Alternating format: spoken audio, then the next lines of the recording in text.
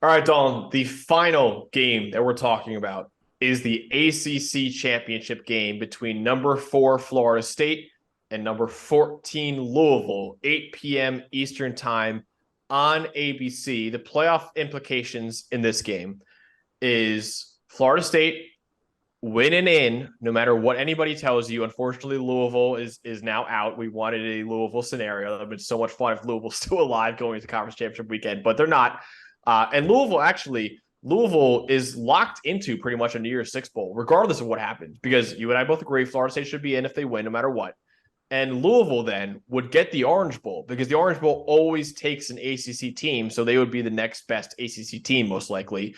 And it would be Louisville's first New Year's Six game in 11 years if they end up winning this game, and also their first ACC championship ever. This is their first time ever they're playing the ACC title game. So, Don, I'll let you. You told me before you have a little mini rant you want to go on. Absolutely right. Florida State's in if they win. Yes, absolutely. Okay. No question. You can debate who's the fourth best team or whatever, or this. I'm Max. We talked about it Monday, and I was irritated. I'm over it already. I am not in on this conversation where Florida State for some reason is lesser than the rest of these teams in this race. They are undefeated.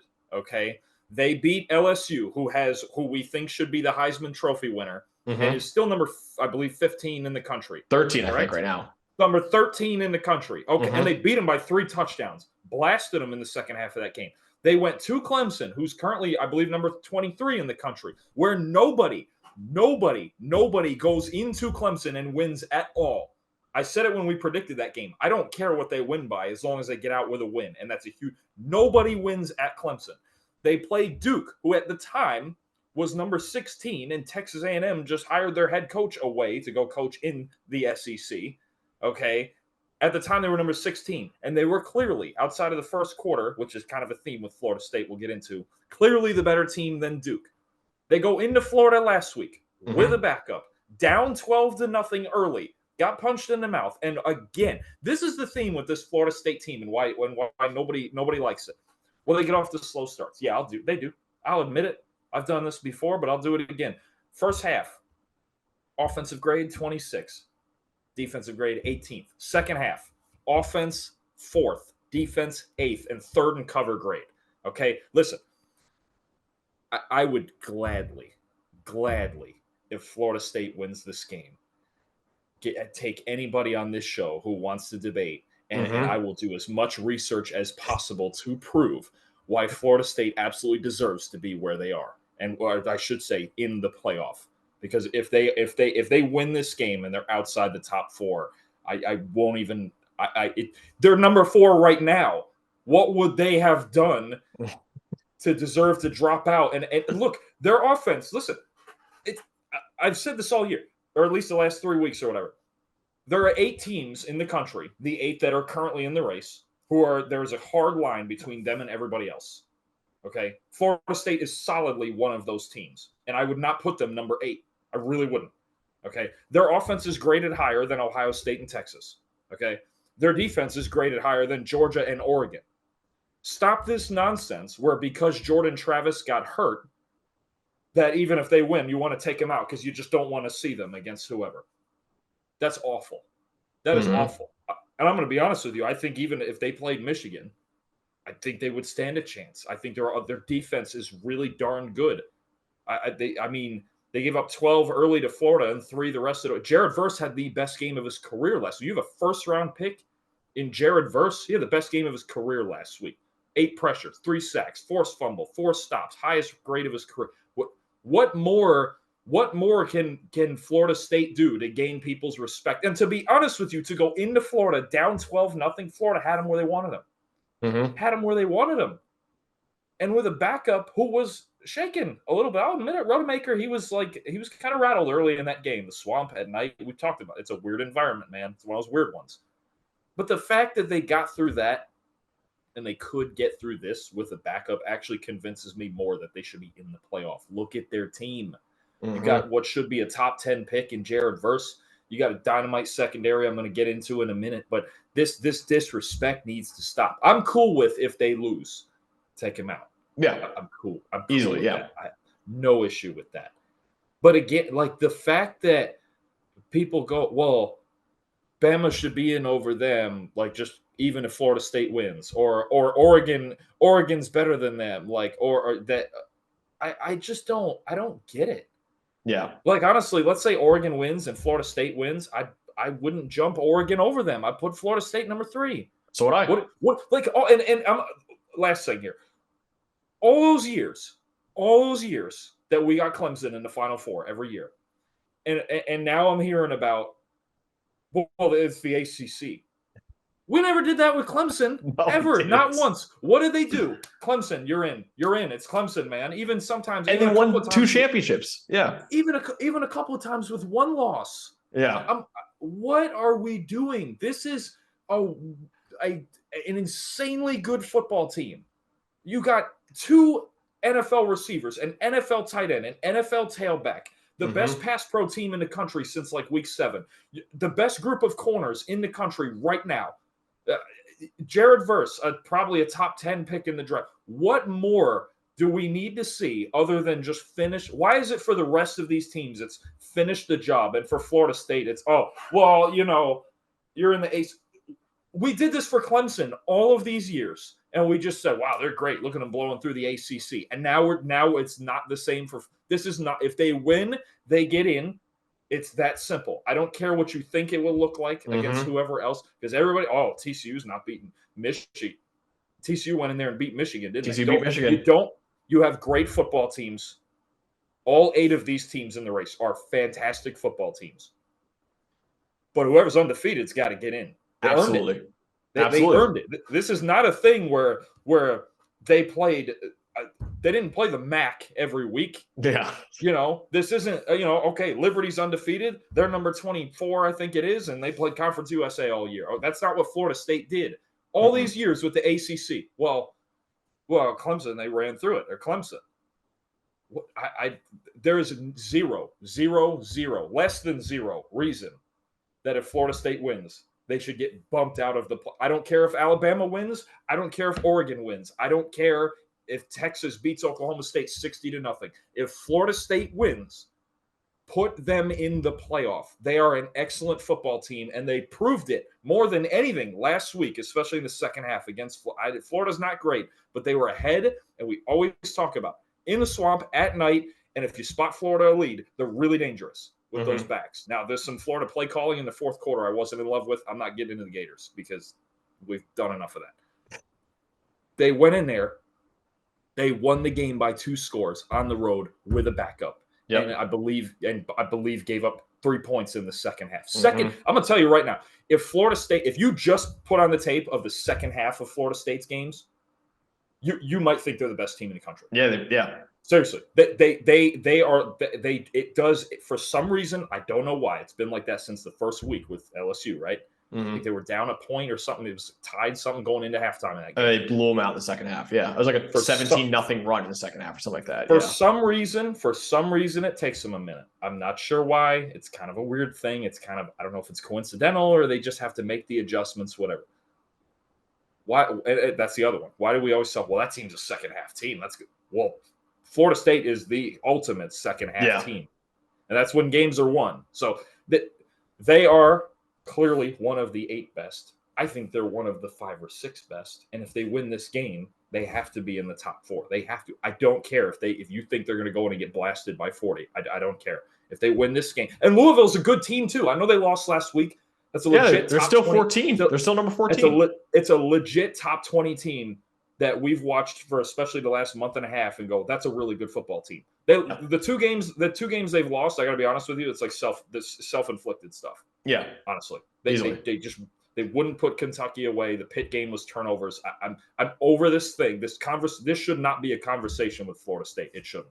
Yeah. So I want to point out some alarming comments from the college football playoff directors last night on ESPN. So Executive Director Bill Hancock said that the committee's job is to rank the 4 best teams, and the most deserving is not anything in the committee's lexicon. They are there to rank the best teams in order, and that's what they do. So just keep that in mind. I think Florida State's one of the 4 best teams. It's like, how do you argue against them? They're 13-0. So I get you can't dock them for the injury. Yeah. You can't dock them for an injury.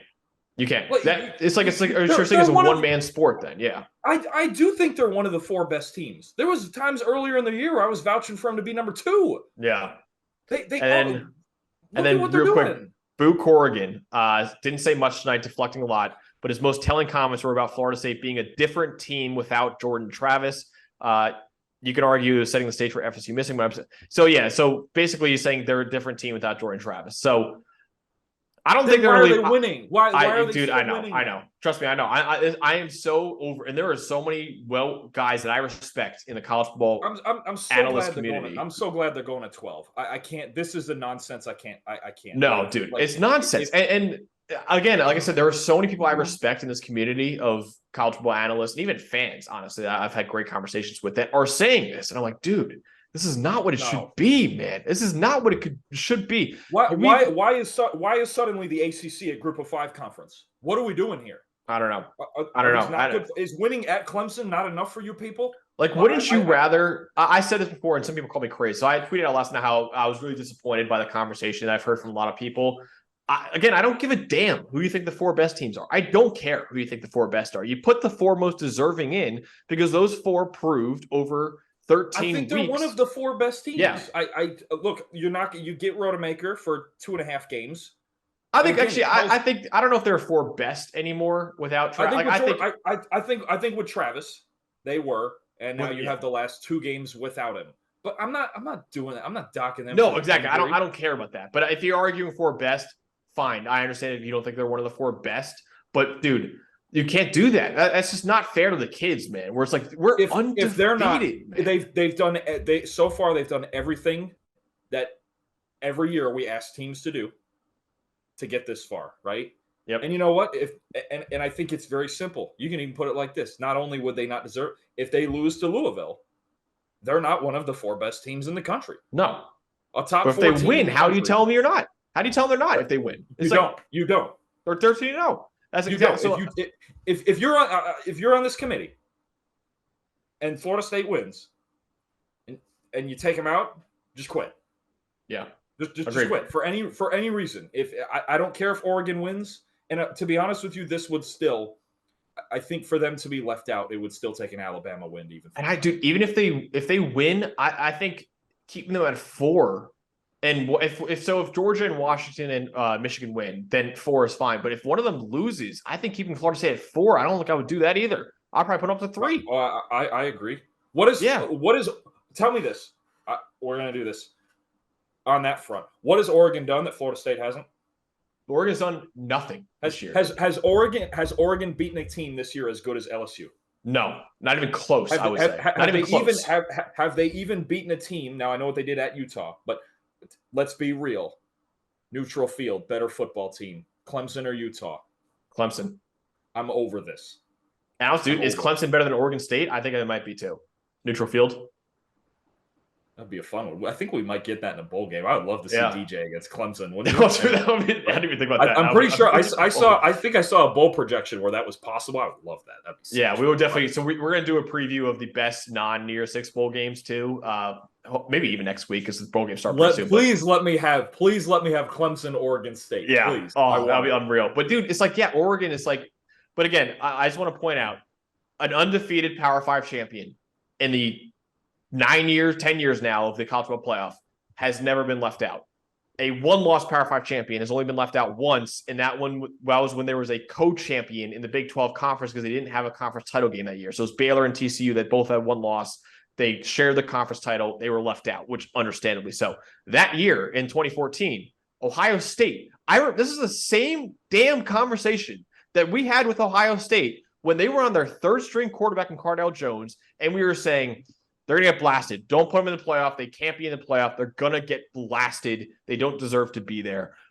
They beat Alabama, and then they beat Oregon, and they won the freaking national championship. How dare you? How dare you look at Florida State and say, you can't do the same thing, even though and Ohio State had 1 loss that year. There's an argument for Ohio State to be left out with Penn State winning the Big Ten title that year as well. There was an argument.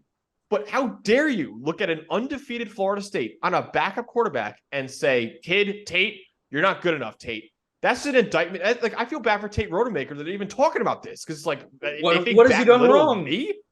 He hasn't done anything wrong. Exactly. It's like you think that little of me, that I am the sole reason that we should not be in the playoff just because I'm on the field. BS. That's complete BS. If they leave him out, listen, UCF raised the national championship banner in 2017 when a lot of people poke fun at him. If Florida State gets left out, you and I, Dalton, are both going to Tallahassee for their national championship banner. And that is not a joke to us. We were like, no, that is completely deserved, man. They definitely should do a national championship banner. It's a thing of, well, I don't have proof that they're not. So, yeah, no, exactly. I mean, the UCF one was a little funny because it's like, okay, like I wouldn't have put him in. I don't think you would have put him like that. Florida State's like, no, you can't tell them they're not the national champions, man. They're 13-0, and you left them out of the playoff for God knows what reason. So we're both in that boat. I'm glad we got that off our chest. We did it on the Monday episode. We got to do it again because there is a lot of nonsense going on in the college football discourse right now. Florida State is in if they win. No matter how much they win by, they are in if they win. Even if Tate Rodemaker gets hurt and they're the third string quarterback, they're still in if they win. I'll do this again. I would gladly invite anybody who doesn't think they should be 3 or 4 or whatever. At that point, please come on this show and debate. Yes, please. Yes. Anybody. I don't care if please do it. I've got boatloads of numbers I've been looking at for at least a month on this. This is an elite football team. And just because you think, well, what if? Well, to be honest with you, I think if Texas played Georgia, I don't think it'd be that different than if Florida State played Georgia right now. But they're Georgia. I tweeted too that people hated. Wouldn't you rather? I would much rather watch Florida State get their doors blown off by Georgia, whoever they play, than watch Texas or someone else play a close game. They deserve to be there. Deserve to be there. It's like, okay, because there isn't the what if game in my head where I'm like, oh, what if Florida State was here? What if they caught magic, man, like Ohio State did in 2014? They deserve to be there. Is it really any different that, look, we think we know what Michigan's about to do to Iowa, right? Mm-hmm. Does Iowa not deserve to be there? I know that's not polls and committees, but this is the way it goes. Yeah. Like, it's not yet. Okay, so they play the Big Ten West and they won it. That doesn't mean they shouldn't be on the field, dude. I also hate because the argument is, oh, the committee ranks by best, not sir. Why not rank by, dude? Best is what is best? Best Why is a subjective. It's a subjective word. Yeah, best. Look, we have the analytics, we have numbers and grades and everything we do on a daily basis. Okay, and we can tell you who we think is the best, and people disagree with us, and people disagree with people on TV. Whatever, best is a subjective word. Let him prove it. But how much more best can you be than not losing a football game? Playing in a Power 5 schedule. Yeah. How simple is it? Yeah. One of the 4 best teams in the country would not lose to Louisville. If they go and win, then I think they're one of the 4 best teams in the country. Yep. Dude. I just don't. So best, if you look by PFF's power rankings right now, 4 best, this is purely not resume based at all. 4 best, Georgia, Michigan, Ohio State, and Alabama. So you're telling me that you want those 4 in? And nobody else. You want those 4. You want the Pac-12 left out. Best for them to do. Well, what if we want the 4 best teams? That's just the most subjective thing ever. That's the thing that we actually try to take out of it. Yeah, and you know what the 4 best? You know what the matchups would be, Dalton? If we get the 4 best according to PFF power rankings, we get Georgia versus Alabama for a second straight time, and we'll get Michigan versus Ohio State for a second time. They've done it already. Why do you want to see that again? Why would Georgia need to play them again? It's like, that's not fair to Georgia. It's like we beat them already. You can't go purely with what the computer spits out, like the Mountain West, and you can't go with just, well, this is what I'm looking at. Look. If you ask anybody their eye test, that right now they'll tell you they'll all tell you Oregon's the best team in the country. Yeah, but I know what you can do against. I know what you can do against Cal. I know what you can do against Cal. I know what you can do against Cal. I know what you can do against Arizona State. That's cool. Do the same thing with Oregon. You got to be one of you want to be one of the 4 best teams. Do it this week. So I'm just done. I'm done with it. We're not going to talk about it the rest of the week. On to the football game. Yeah, give me the matchup now. I'm so sorry that we're going this long on this. On to the important part. Okay. The obvious. Louisville's really good. This is going to be a really good football game. Florida State plays a lot better in the second half than the first half. Jared Verse was a monster last week. Watching that Louisville game last week, it was in both of their losses, some self-inflicted errors. Got a 10-point lead, gave up a kick return, scored again, fumbled it away. And to be honest, the second half of that game, Devin Leary, for as much as I've been getting on him this year, that second half was probably the best half of football he's played all season. So, but Louisville just made big mistakes in big moments. Now, the one thing I did start to notice, and Jack Plummer's passing grade was really good, but I think it was the first time we'd seen Louisville's a little short on weapons at receiver. And Jamari Thrash is a really good player. He's got just under 800 yards, a 78.9 receiving grade. They don't have another player with 400 receiving yards. They don't have another wide receiver with a 65 passing grade. This passing game, and this was the first time I think this year that at least I'd seen it, looked like Jamari Thrash or bust. Okay. And this is not the group, a wide receiver group that has the 59th best receiving grade in the country, okay, against the best group of corners in the country right now. Tied for first with Alabama overall, number one in coverage grade. Jerrion Jones, Renardo Green, Fentrell Cypress, Greedy Vance. 4 guys who on a lot of other football teams would be the number one corner, and they're all on the same team. This group of corners, especially late in games when you have to throw the ball, is beyond lethal. And honestly, they don't have to cover forever with Verse and Peyton coming at you up front, okay? This group of corners, this secondary, this pass defense is the part where I'm telling you makes Florida State a dangerous elite team. If they play Michigan, let's say they're number 3 and they're going to play Michigan, they stand a chance because of this group. These are NFL level corners. As a unit, they're corners. They give up under 50% completion, 73 passer rating, 7 touchdowns, 5 picks. All right. And a fun stat, you mentioned EPA per play all the time. We keep track of the percentage of plays where you allow a positive EPA play, right? A good offensive play. These corners only allow that a third of the time. Exactly 33.3%. Only a third of the time, which is the best in the country, can you do something positive against these corners. Okay. This is if Louisville doesn't run the ball for a lot of yards with Jordan and Garendo. And I like Isaac Garendo a lot. He's just one of his physical backs. He gets downhill physical back. Fun to watch, right? They got this thunder and lightning thing in their backfield. It's really dangerous. But Louisville's last week was the first week that I think we found out they're a little short on weapons in the passing game. And Plummer was good outside of a fumble, but Plummer is not good enough to elevate like average receivers into like big time. And this group of, if they get into obvious passing situations, I think this is the part where I'm worried for Louisville. They need to get out to a fast start while Florida State's figuring it out, getting the train rolling in the first quarter. They need to get off to a fast start and keep running the ball. Because I think if Louisville gets in obvious passing situations, they got a big problem. Yeah. And I think that's the same, dude. I think it's the same thing on the other side of the ball, too. Because I think Trey Benson's got to carry the Seminole offense like he did against Florida. He had 3 rushing touchdowns in that 24-15 victory. And Tate Rodemaker, Florida, let's put it simply, Florida's coverage unit has been terrible this year. They're 113th in coverage grade this season. And even with that, even going against a really bad secondary, Tate Rodemaker still only completed 48% of his passes for 134 yards.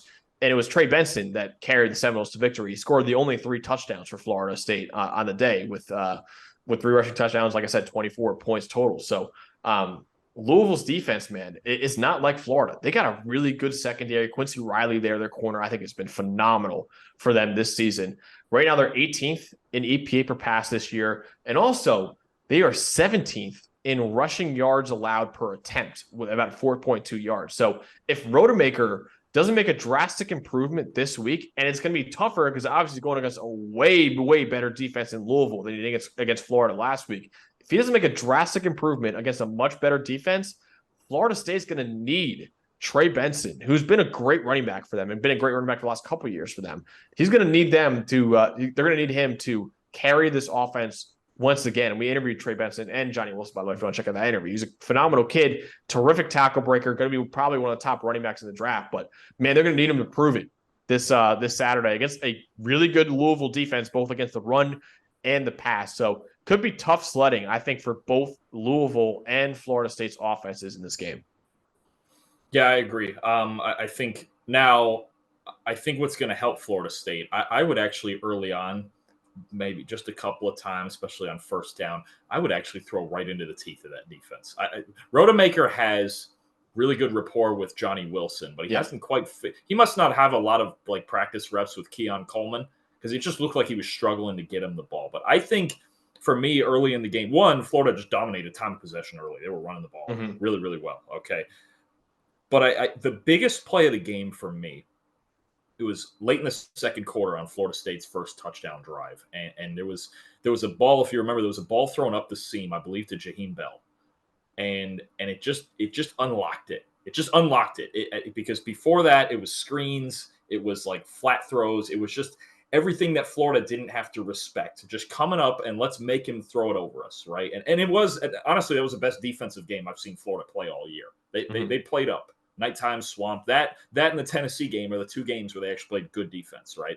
But I think I would go a little backwards about it. I would consider, if I'm Florida State, let's take the play action shot. Let's go first play. Let's gun it, because the second they threw that seam to Bell up the seam up the left side, it just suddenly started working. Yeah, some of the throws, some of the windows were there. They had to back off just a little, and the lanes came for Benson because they weren't running the ball well early either. But I don't think I would just go with like a basic just run every first down and do that sort of thing. I would mix it up, and I think Rodemaker, I think he had the shakes a little bit. It was on the road. It was in the Swamp at night, big rivalry, first start. I actually think he'll be a little calmer in this game. He's played better football in the other times he's played, and he played this Louisville team last year. Now it's not nearly the same team, right? But I would actually cut him loose early a couple of times. I would. I know Riley and Duck and Gelati coming at him and all that, but they're equipped, man. They got everything. They have everything you could want in a supporting cast. Let him use it. Let him use it. I think early in that game they didn't call plays like he was the starting quarterback. Look, if the kid is starting, treat him like your starting quarterback. Yep. Let's go. Rip a ball up the seam, play action shot. Obviously, Trey Benson's kind of got to be the engine, but you've got Wilson and Coleman and Bell and all these things. Use them. And good old line protecting him, yeah. When they unlocked it against Florida late in the second quarter, that's when the avalanche came. I talk about this avalanche with Florida State. That's where it's coming. I would do that earlier. I know this. I'm in on this Louisville defense still. Yeah. Didn't have a good game last week, but I would take my shots early. Let's do it. Yeah, I would love that. And remember the you look back at what Florida did, or Utah did to Florida. It was like, yeah, they took the shot with first play. I would love to see that with like Florida State kind of be like, listen, look, we're on a backup quarterback, sure, but yeah, we are gonna not just be a one-dimensional. Let's get Coleman a jump ball on the first play of the game, 40 yards downfield. Let's do it. I would love that. All right, so Dalton, we talked, I think, for literally a half hour about why Florida State deserves to be in the playoff if they win this game. Does Florida State win this game, or is there not even a conversation to be had about Florida State and they lose to Louisville? I actually think so. I actually think they're going to win. I think they're just, and this is not, I would have picked them with Travis, but I think they're just a better football team. And this is not to say Louisville's not really good. Louisville's really good. Like even whoever they play in the Orange Bowl is going to be a fun game. But you got two really good. I think you have one. I should say this. I think you have one team that's really good and one team that's elite. And I'm going to pick the elite one. Florida State's defense might be the most underrated unit in the country. They got really good football players left and right, man. Earlier in the year, we questioned their run defense. It's been better. Kalen DeLoach made the biggest play of their season in the Clemson game. Jared Verse had his best. Good time to pick to have the best game of your career, man. Nice job. And this secondary, people are sleeping on this Florida State secondary. I think Louisville's in trouble if they get in these obvious passing situations. If they're sitting in third and long all night with the combination of all that and Florida State's pass defense, it's a problem.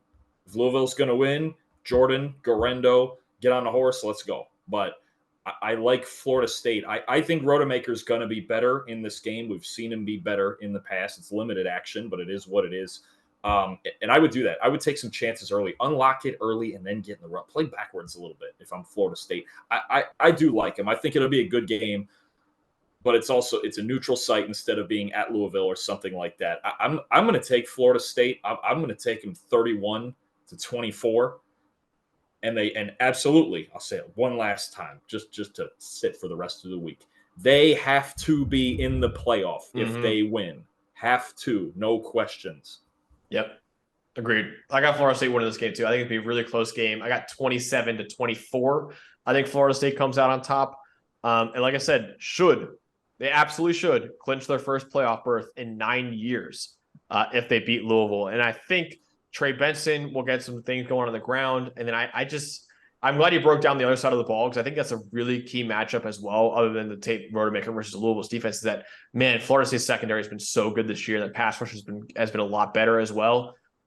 Jack Plummer and Jamari Thrash, I just don't know if they're going to be able to do it against Florida State's secondary. And then it turns into whether or not Jawar Jordan can carry them on the ground, honestly, once again. So it could be a big running back game between Benson and Jawar Jordan. But I still think Florida State is going to be able to do more, even with a backup quarterback and Tate Rodemaker.